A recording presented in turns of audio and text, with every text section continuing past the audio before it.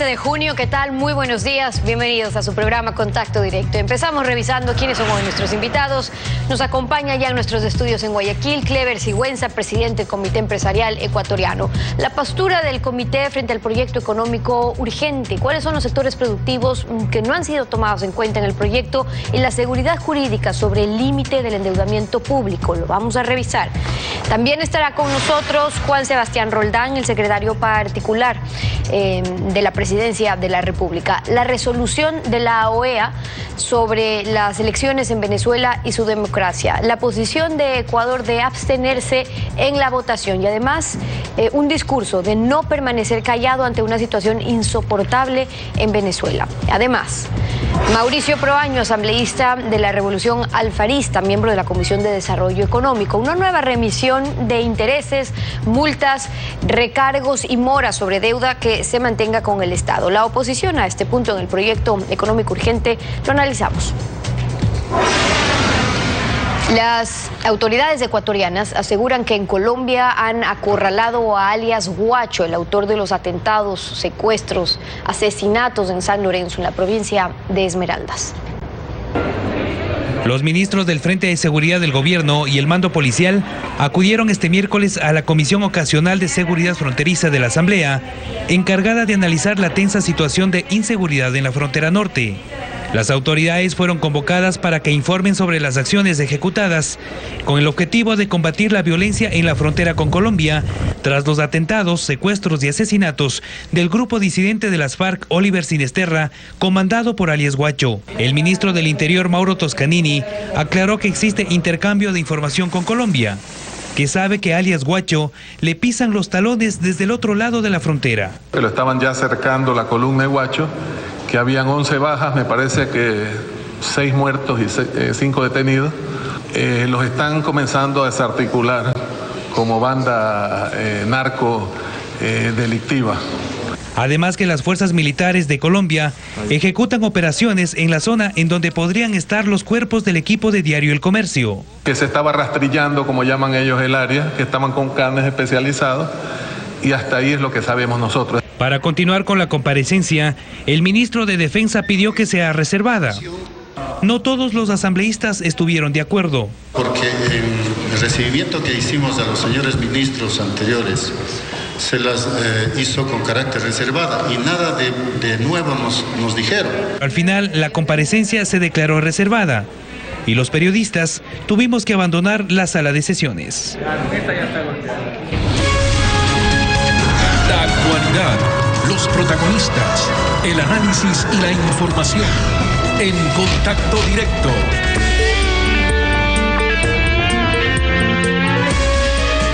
Lenin, buenos días, ¿cómo te va? Muy bien, Estefi, amigos televidentes, un buen día para todos.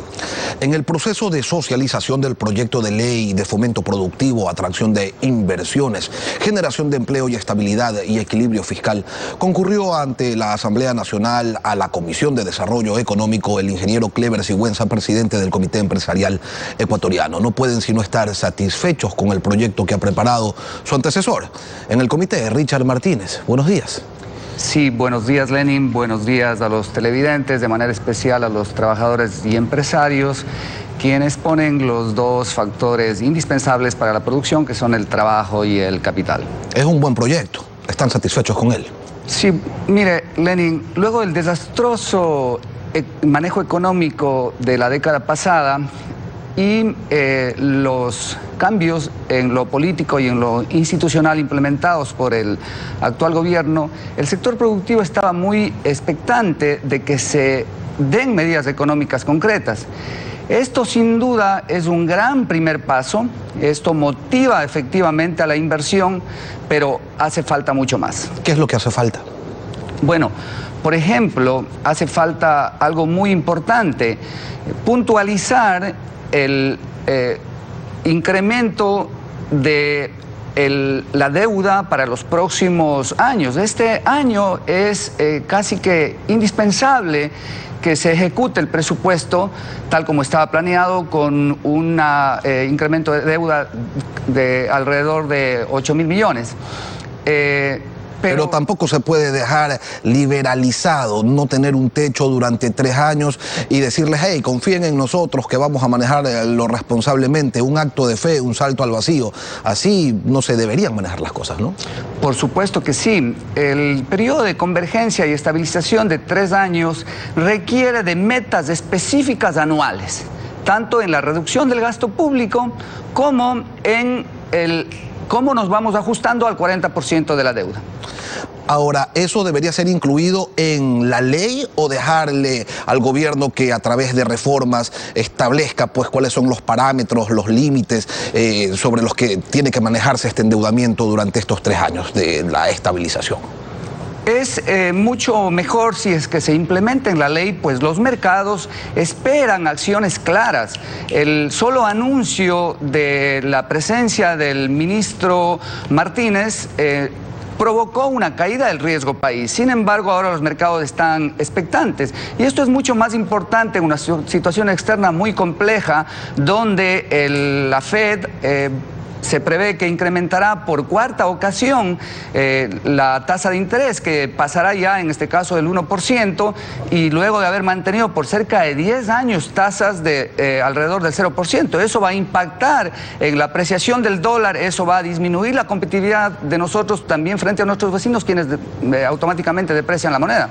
Pero no es lo único que le hace falta a este proyecto. Uno de los problemas o de las ausencias mayores es que se han olvidado, una vez más, porque ha ocurrido también en ocasiones anteriores, del sector agrícola. Nada se dice sobre créditos a bajo interés y otras flexibilidades, qué es lo que a los agricultores les interesa, qué es lo que los agricultores, sector del cual usted proviene, necesitan.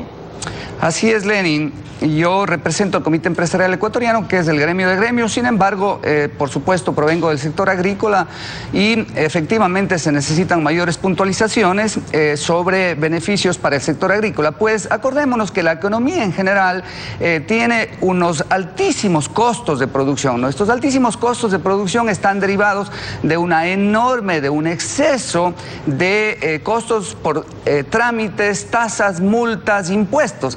El sector agrícola consume bienes y servicios del sector comercial, del sector industrial. Entonces, desde ese punto de vista, se va a beneficiar de la ley. Pero hace falta mucho más en cuanto a disminución de costos. Por ejemplo, la eliminación de la paquetaza, que es un impuesto disfrazado, ¿no?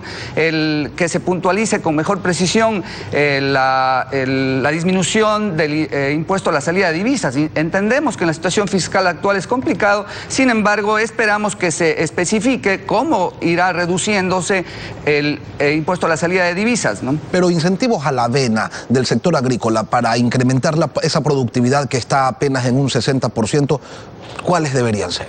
Sí, mire, Lenin, el fundamental factor para el incremento de la productividad es la tecnificación, y la tecnificación requiere de capital. Entonces deberíamos estudiar la posibilidad de retornar la capacidad de crédito de muchos agricultores que se encuentran en mora para que puedan nuevamente ser productivos. ¿Y subsidios también? El tema de los subsidios son necesarios en algunos sectores específicos, concretamente el del arroz. ¿Les preocupa a ustedes una nueva amnistía tributaria de intereses, multas, recargos y mora? Se lo pregunto porque más allá de que sí, habrá muchos que serán beneficiados, siempre se dice, esta va a ser la última vez. Y la siguiente vez que se lo vuelve a implementar se dice, esta será la última vez. Con esto le pregunto, Clever, ¿no se está beneficiando y alentando al incumplido? ¿No es hora ya de normar este asunto de los perdones incondicionales de deudas? El Comité Empresarial Ecuatoriano no alienta este mecanismo disruptivo, sin embargo entiende que en la delicada situación fiscal es necesario. Ahora, este proyecto se caracteriza, sí, por la transitoriedad. 90 días para las remisiones, 10 años para los incentivos, 3 años sin techo de deuda. Y no queda claro al final por qué se quiere determinar la metodología para establecer la relación entre deuda pública y Producto Interno Bruto a través de un reglamento. ¿Por qué no se lo incorpora directamente en la ley? Por un elemental criterio de seguridad jurídica. Usted decía, ha bajado el riesgo país. Sí, pero se estancó. Parece que caló muy bien la nominación en los mercados internacionales de Richard Martínez, pero siguen esperando esos mercados internacionales hechos concretos. Además que esta discrecionalidad que se propone para manejar los temas económicos fue lo que durante 10 años precisamente se le criticó al correísmo. Así es, Lenin, totalmente de acuerdo. Es necesario que se fijen con mayor precisión estas intenciones. Es importante señalar que el mensaje dado al tener a Richard Martínez de ministro de Economía es un excelente mensaje. Felicitamos al ministro. Antes se debía al sector empresarial, hoy se debe al gobierno. Está clarísimo, es un paso sin retorno, pero lo felicitamos por la valentía. Más ecuatorianos del sector productivo deberían tomar esa decisión para dejar de estar en las gradas y pasar a la cancha y de esa manera incidir en la política pública. Nosotros debemos entender que el objetivo de una economía dolarizada debe ser llegar a un equilibrio fiscal con bajo endeudamiento, con un nivel alto de exportaciones, seguir el ejemplo, por ejemplo, de Chile, ¿no?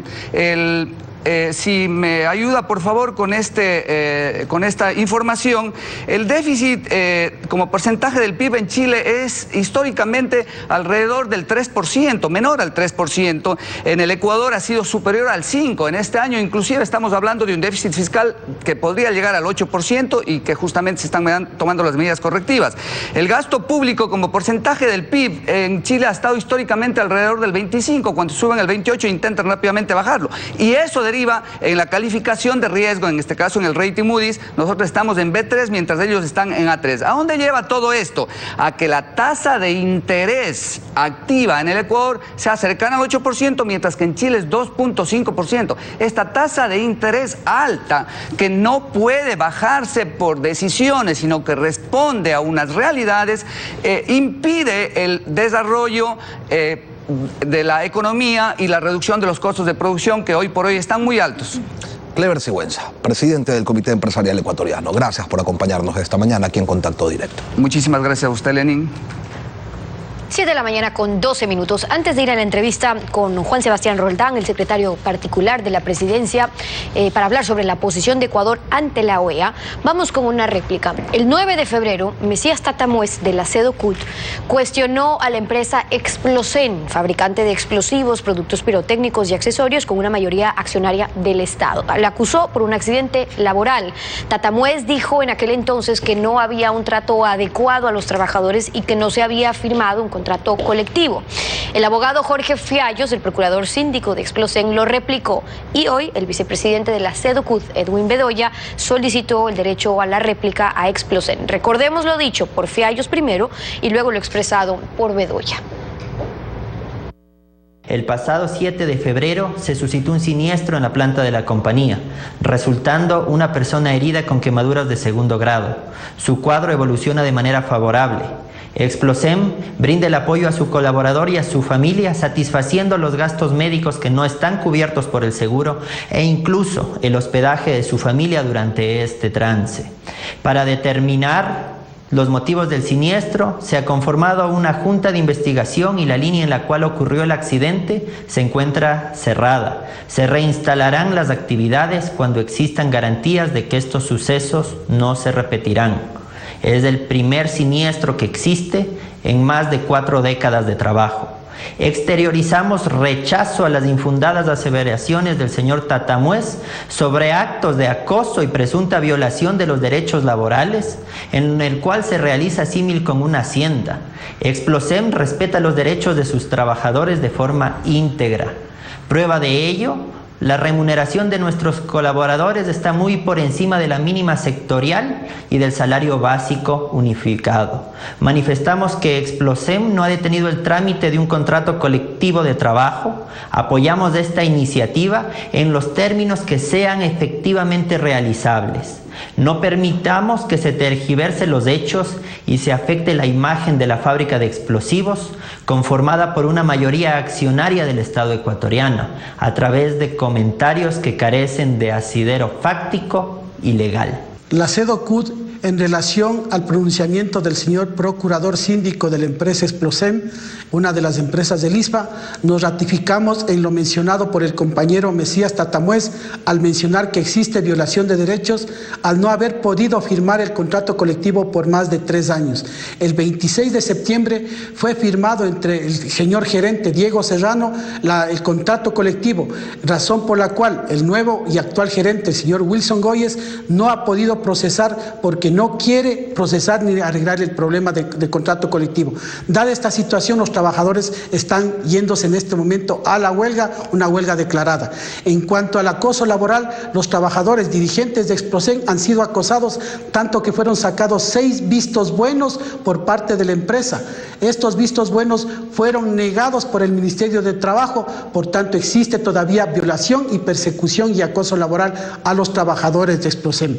Debemos ratificar que lo mencionado por el compañero Mesías Tatamuez cuando habla de un símil de Hacienda es por el correo electrónico enviado por la misma empresa al decir que los trabajadores tienen que dedicarse a sembrar el brócoli. Por tanto, sí hacemos un llamado a la empresa Explosem y a los directivos del ISPA y del Ministerio de Defensa, reuniones pedidas que han sido negadas, estas reuniones por parte del gerente general de Explosem. Con esto vamos a una pausa y al regresar estará Juan Sebastián Roldán, el secretario particular de la presidencia, y vamos a analizar la posición de Ecuador sobre la situación política en Venezuela. ¿Por qué no votó a favor de la resolución de la OEA que desconoce la reelección de Nicolás Maduro en ese país? Conversamos al volver, no se vayan. Juan Sebastián Roldán, secretario particular de la presidencia, bienvenido a Contacto Directo.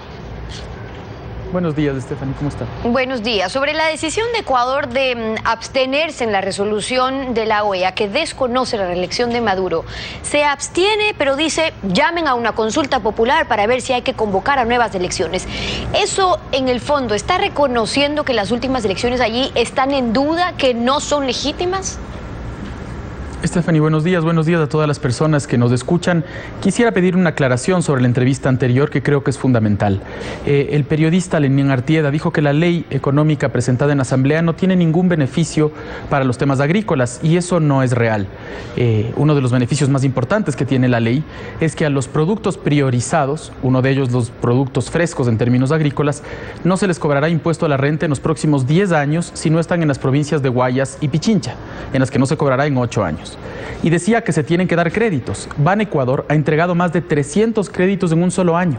Es decir, no podemos decir que no hay beneficios. Quería hacer esta aclaración. Perfecto. Porque es fundamental que quienes escuchan su noticiero sepan también esos temas. Perfecto. Ahora, con lo que respecta a esta entrevista, 1, ¿por qué se abstiene Ecuador? Y 2, al sugerir esta consulta popular, proponerla así, ¿está reconociendo que no son legítimos los resultados de las elecciones en Venezuela? El Ecuador cree que lo que planteaba el Grupo de Lima no le da una solución a la difícil situación de Venezuela. El presidente Moreno es un demócrata profundo y por eso cree que es Venezuela la que tiene que brindar el criterio de legitimidad o no. Sabemos que hay problemas o posibles problemas con el Consejo Electoral venezolano y por eso plantea el presidente Moreno una consulta popular que, además de preguntar a los ciudadanos en su gran dimensión qué es lo que creen sobre la situación de las elecciones anteriores, debería tener una observación fuerte de todos los organismos, incluida la OEA. Claro, pero ahí hay una diferencia sustancial en eso último que usted dice, porque el Ecuador dice, esta consulta deberá brindar garantías de transparencia y participación a todos los venezolanos sin exclusión alguna y total apertura a la observación de todos los partidos, sociedad civil, organismos internacionales como la OEA.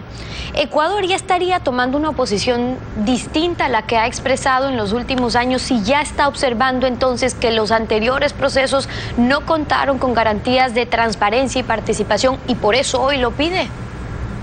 Ecuador tiene una posición distinta de los últimos años. En los últimos años, en el gobierno del expresidente Correa, Ecuador votaba con el ALBA como si en Venezuela no pasaría nada. El Ecuador ha sido claro y en ese mismo comunicado, no solamente con Venezuela, sino también con Nicaragua, expresa su preocupación y dice en el tema venezolano que la situación de las personas que entran todos los días a nuestras fronteras es insoportable. Nosotros nos condolemos con el dolor de los venezolanos y por eso tomamos una posición que busca una solución. Una consulta popular busca una solución. El expulsar a Venezuela de la OEA no necesariamente le va a brindar garantías a los que más están sufriendo la situación, que son los ciudadanos que tienen que dejar ese país todos los días para buscar fortuna en países como el nuestro. Pero usted dice, bueno, antes Ecuador votaba con el ALBA, pero fíjese usted que revisando la votación en la OEA a propósito de la resolución de Venezuela, ¿quiénes se abstuvieron? Surinam, Trinidad y Tobago, Antigua y Barbuda, Belice, Haití, Granada, Saint Kitts Nevis, Uruguay, estamos Ecuador, El Salvador, Nicaragua. A favor, el resto. En contra, Bolivia, Venezuela, San Vicente y las Granadinas. Es decir, en realidad, quienes se abstienen o quienes están en contra son precisamente quienes son parte también del grupo del ALBA. No votaron a favor, como sí votó Colombia, como sí votó Perú, como sí votó Brasil, Argentina, los países de la región, etcétera. Uruguay, República Dominicana, Salvador son países que han tratado de buscar una solución al problema de Venezuela. No creo que se trate, Stephanie, de quién votó cómo. Se trata de que el Ecuador tiene una posición proactiva, una posición pragmática, como es la característica del presidente Moreno. Él busca soluciones, no busca empantanarse en una discusión de un lado o el otro.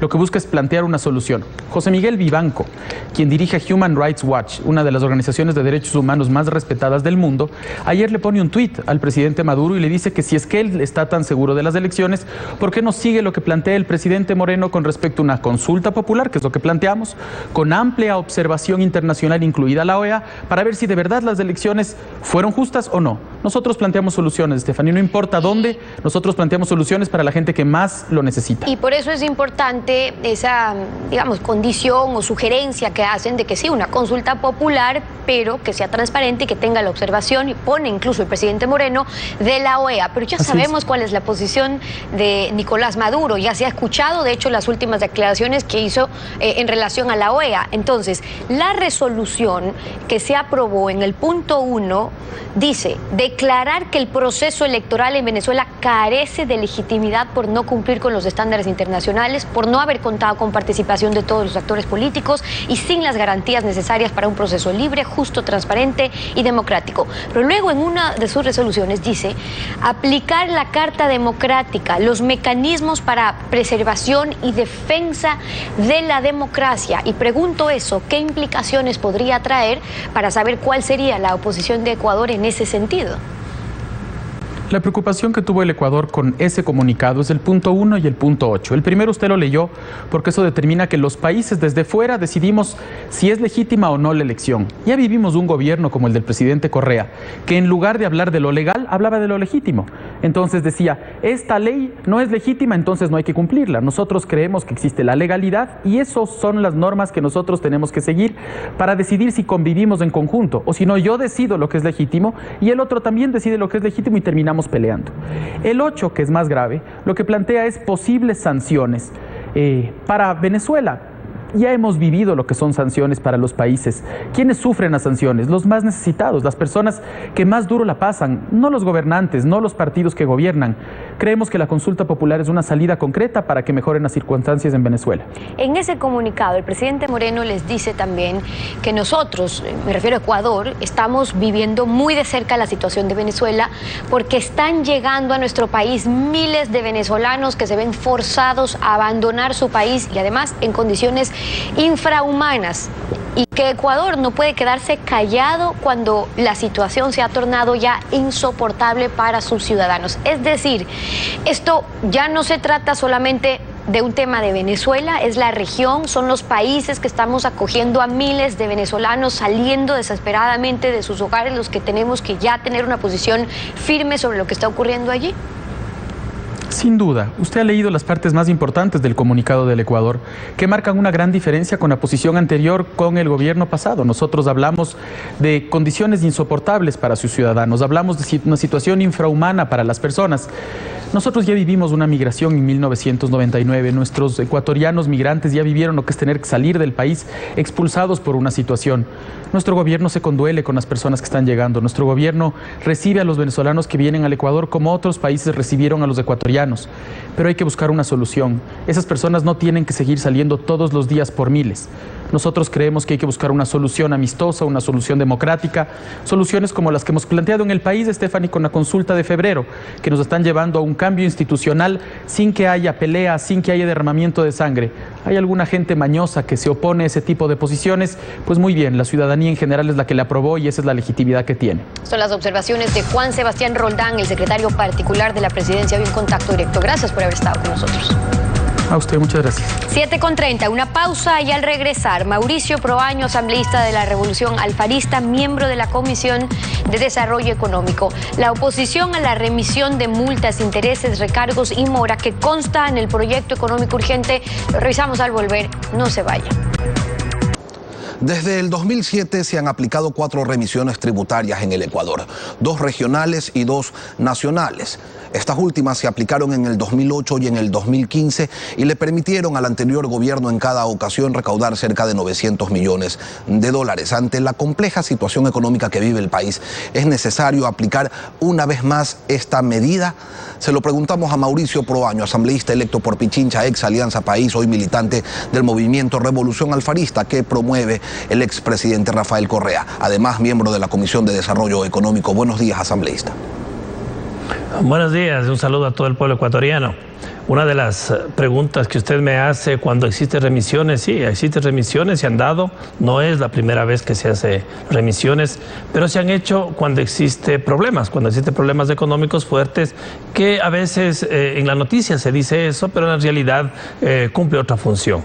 Hoy aquí tengo lo que son las utilidades de los grupos económicos que dice el artículo 1 de la ley, en que se va a apoyar y reforzar para que económicamente mejoren, pero encontramos que en el 2016, donde se decía que había una crisis, tuvieron una utilidad de 6.459 millones de dólares y el 2017 un incremento de casi el 20% que daba 7.737 millones de dólares. En comparación con las pequeñas y microempresas que sí tuvieron problemas y tuvieron una disminución en sus utilidades en el transcurso de estos 2 años. Por eso es la pregunta, ¿por qué yo tengo que hacer remisión a los que sí tuvieron muchas utilidades y no aportar y apoyar fuertemente a su desarrollo económico que se merecen todos los grupos, pero más a los que menos ganaron, a los que perdieron en utilidades en el país? Es por eso que ese cuestionamiento es diferente a las posiciones de las remisiones que se hicieron en otros años. De esas empresas que tuvieron utilidades, ¿cuántas no están al día en sus impuestos? Usted debe tener la cifra para poder señalar que es una injusticia lo que se estaba planteando, porque de lo contrario parecería que se está contemplando que es malo tener una utilidad. Bueno, utilidad nadie ha dicho que es malo, utilidad es mejor que todo el mundo gane, pero no podemos solo a un grupo que ganó más, poderle apoyarle más, y a los que no ganaron utilidades o tal vez disminuyeron utilidades se les dé ese apoyo. ¿No se está apoyando a todos por igual, asambleísta? ¿Las pequeñas y medianas empresas no van a poder beneficiarse de la remisión? Le voy a explicar. 1.777 juicios que existe en el SRI con una cuantía que va de 2.107 millones de dólares. Las sociedades, las empresas tienen, son 1.371 juicios que tienen las empresas y que tienen un monto de 1.940 millones de dólares, versus las otras empresas y personas naturales que apenas son de 456 millones de dólares. No estoy diciendo que no se debe apoyar, a todo el aparato productivo hay que apoyarle, pero hay que tener el concepto de progresividad y poder apoyar también a las que generan mayor empleo en el país. Las que no tienen un apoyo tan fuerte como se dio aquí, y usted me dice, por ejemplo, tengo una empresa, no voy a dar el nombre de la empresa, Pero, por ejemplo, una empresa que tiene un saldo de impuestos de 29 millones, casi 30 millones de dólares, saldos de interés 37 millones, saldo de multas 2 millones de dólares, un total de 69 millones de dólares. Digamos que paga el saldo que le pasaba del impuesto, que son 30 millones, pues entonces se le perdonará cerca de 38 millones de dólares. Que eso es casi representa el 20% de las utilidades que tuvieron más de 90,000 pequeños y microempresarios. Por eso creo que lo que deberíamos hacer y lo que está haciendo la comisión es tratar de ser más equitativo en esto. Hay que impulsar, sí, la parte económica, pero también tenemos que ver dónde se genera el mayor empleo, que es en la pequeña y microempresa, que tiene que también el derecho a sobresalir en el país. En relación a las cifras que usted acaba de señalar, asambleísta, según publica el Servicio de Rentas Internas en su página web, revisada la noche de ayer con corte a febrero del 2018, esta información, sí, 2.107 millones de dólares están en litigio y 3.389 millones de dólares son de cartera suspendida, es decir, están discutiéndose estos montos en los tribunales en un total de 1.777 juicios donde no hay, evidentemente, pronunciamiento judicial definitivo. Yo quiero invitarlo a escuchar lo que dicen al respecto su colega legislador Henry Kronfle, así como el ministro Richard Martínez.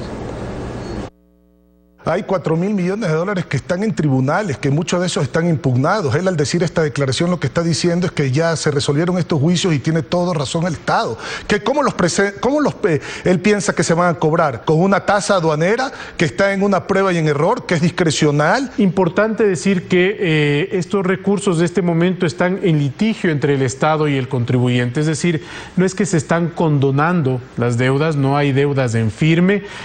Nosotros como Estado vamos a mantener los procesos luego de que pase el periodo de remisión y vamos a defender obviamente los intereses del Estado. Pero este es un acuerdo, este momento de mutua conveniencia en el que hay procesos en los que puede ganar el Estado o ganar el privado. ¿Cómo entiende usted esta diferencia de criterios en relación a lo que plantea asambleísta Proaño? Bueno, la norma clara para todo ecuatoriano, hombre o mujer, es pagar sus impuestos. Todos hemos pagado, la mayoría de los ciudadanos que nos descuentan desde los roles ya hemos pagado y eso le corresponde a todo mundo pagar.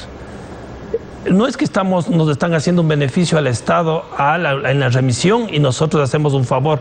Hay gente que no paga, que no ha pagado y por eso es que también en la comisión tenemos ya las bases de datos de todos los que deben y tampoco que han sido beneficiados a veces en otras remisiones y eso se va a prohibir. No creo que cada vez y cuando se haga una costumbre en el país de no pagar una evasión, elusión de impuestos y luego decir, bueno, vamos a seguir un juicio y vamos a ver si pago o no y jugando a las remisiones. Yo creo que el Ecuador, si queremos seguir surgiendo, si queremos seguir avanzando en el desarrollo del Ecuador, lo que tenemos que hacer es pagar puntualmente los impuestos, pagar lo que nos corresponde y impulsar para que estos impuestos vayan al aspecto social que necesita el país. Hay que normar entonces en este proyecto este tema de las remisiones. Le recuerdo que en el gobierno anterior se dijo, cuando se aplicó en el 2015 una remisión que dejó 900 millones de dólares, que lo que se buscaba era la transformación económica, el fomento de la cultura tributaria para así afianzar el pacto fiscal y social en el país. Es una cita textual de Jimena Amoroso, quien en esa época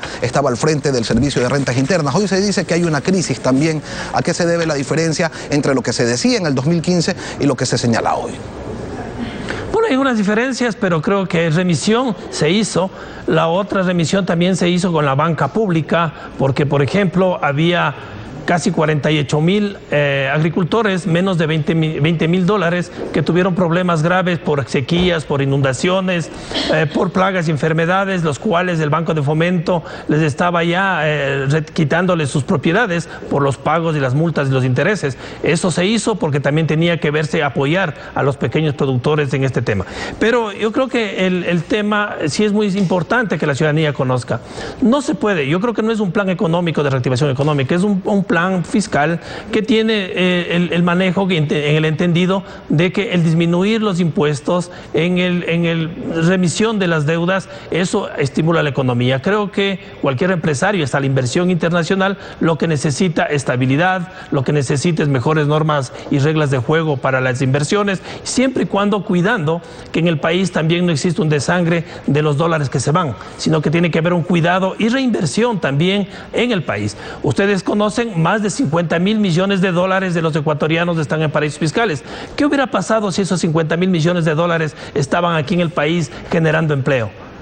Hubiéramos tenido no un problema grave económico, sino hubiéramos tenido un avance y un desarrollo más fuerte. Así que la mano en el pecho todos los ecuatorianos y tenemos que aportar para que esto funcione. Y ver si es que se pueden traer de vuelta esos 50.000 millones de dólares que no se los pudo repatriar durante los anteriores 10 años. Mauricio Proaño, miembro de la Comisión Sería Legislativa. que bueno, cumplir con el país. Sí, ojalá así ocurra. Miembro de la Comisión Legislativa de Desarrollo Económico, el asambleísta Proaño, muchas gracias por acompañarnos. A usted muchas gracias. Concluimos así esta emisión. A ustedes, como siempre, gracias, su confianza y sintonía. Nos vemos el lunes conmigo. Lenin contigo será mañana con Samantha Mora. Será hasta entonces. Para ti un buen fin de semana. Que la pasen bien.